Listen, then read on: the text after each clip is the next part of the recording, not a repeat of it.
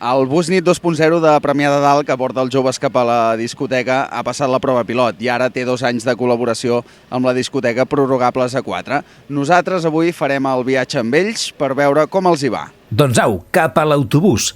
El Busnit 2.0 transporta cada divendres a la nit molts joves de Premià de Dalt fins a la discoteca Cocoa, situada al polígon industrial de Mataró. Aquest servei s'ofereix gràcies a un acord de col·laboració entre l'Ajuntament i la gerència de la discoteca. Des de ja fa un temps s'està treballant amb aquest projecte perquè els joves puguin viatjar de forma segura i gaudir de la festa sense ensurts en el trajecte. Avui estem aquí per inaugurar el Busnit, que ja ha vingut per quedar-se.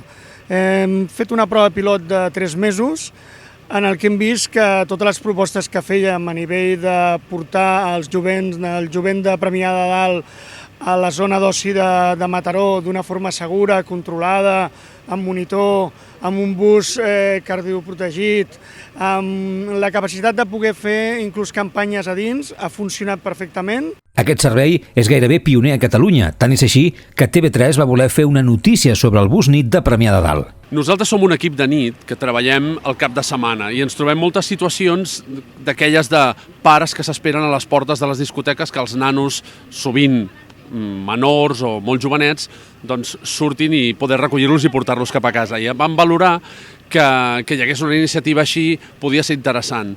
I aleshores farem un reportatge buscant les opinions de pares, dels nanos, del monitor que els ajuda i fins i tot el de la discoteca, per arrodonir un reportatge i intentar explicar què s'hi cou a aquestes hores de la matinada i per què estem aquí passant fred.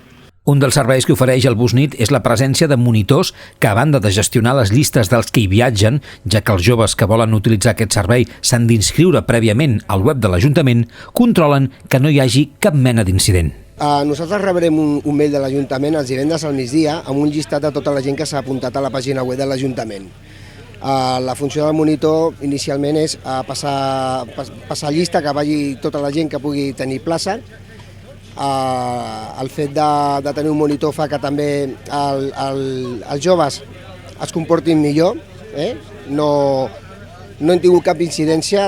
L'any passat es va fer una prova pilot, com bé sabeu, no van tenir cap incidència. Pels joves és una forma més segura i econòmica de viatjar. Doncs per mi la veritat que les avantatges són moltes. Està al costat de casa i per mi és un mitjà de transport molt més còmode que els altres. Ni passes fred, ho tens al costat de casa. La veritat és que trobo una molt bona oportunitat per poder anar a Cocoa i crec que els joves s'haurien d'animar més i agafar l'autobús cada cop que vulguin i els hi vingui de gust. Hi ha molta gent que després de veure agafar el cotxe i millor tenir un bus, perquè si no pots acabar malament. Pues la comoditat, el preu perquè és gratis, el sello perquè no fem cua després i no ens gelem de fred. Un cop s'agafa l'autopista, 10 minuts de recorregut i au, cap a la discoteca. Doncs després de 5 minutets tranquils d'autobús ja som a la porta de la discoteca. A passar una bona nit i a tornar tranquils cap a casa.